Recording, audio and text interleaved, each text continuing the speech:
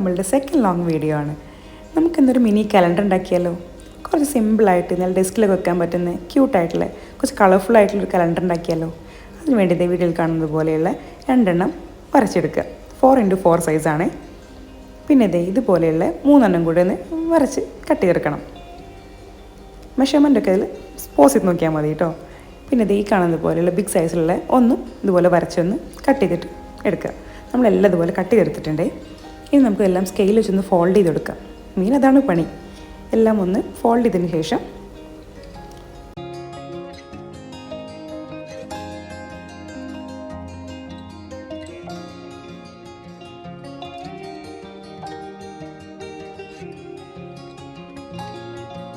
പിന്നെ നമുക്കിതെല്ലാം ഫെവിക്കോൾ വെച്ചിട്ടൊന്ന് ഒട്ടിച്ചു കൊടുക്കാം. അത് നമ്മളിതിൻ്റെ ബേസാണ് ഒട്ടിച്ചെടുക്കുന്നത്.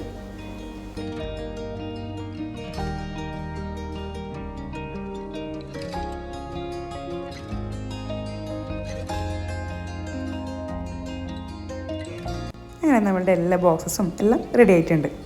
ഇനി നമുക്കിതിൽ എഴുതി കൊടുക്കണ്ടേ? മന്തും വീക്കും എല്ലാം എഴുതി കൊടുക്കണ്ടേ?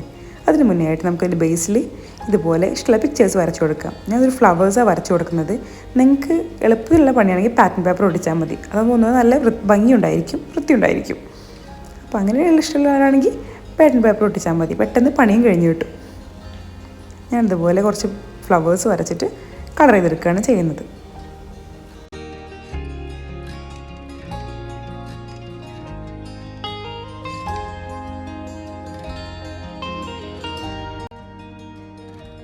പിന്നെ നമുക്ക് ഇതുപോലെ ബോക്സസിലെല്ലാം നമ്പർ എഴുതി കൊടുക്കാം.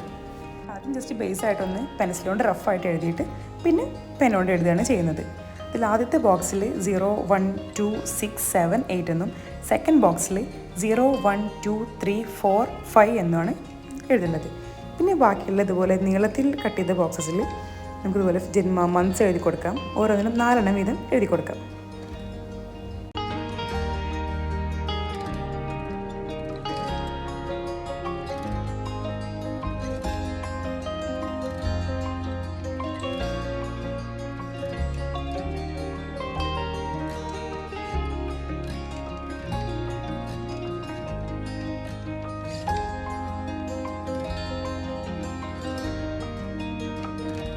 പിന്നെ ഇതുപോലെ ചെറിയ പീസായി കട്ട് ചെയ്തിട്ടുണ്ട്. അതിലിതുപോലെ വീക്സ് എഴുതി കൊടുക്കാം.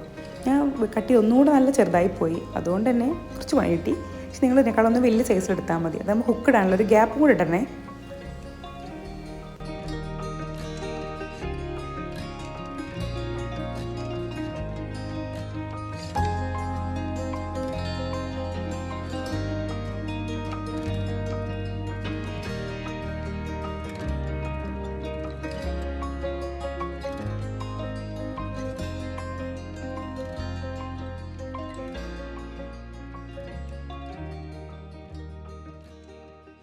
അങ്ങനെയെല്ലാം നമ്മൾ എഴുതി കഴിഞ്ഞു. ഇനി ഒന്ന് കളർഫുള്ളാക്കിയാലോ? അതിനുവേണ്ടി നമുക്ക് ഇഷ്ടമുള്ളതുപോലെ കളേഴ്സ് ഒന്ന് കൊടുക്കാം. ഞാനിവിടെ യെല്ലോ കളറാണ് ചൂസ് ചെയ്യുന്നത്. ജസ്റ്റ് ഒന്ന് ബോർഡർ ലൈൻസ് പോലെ ഒന്ന് വരച്ച് കൊടുക്കുന്നുണ്ട്. നിങ്ങൾക്ക് അല്ലെങ്കിൽ കളറിൽ ജസ്റ്റ് ഡാപ്പ് ചെയ്തിട്ട് സ്റ്റിച്ച് ചെയ്താലും മതി. അങ്ങനെയെല്ലാം നമുക്കൊന്ന് കളർഫുള്ളാക്കി എടുക്കാം.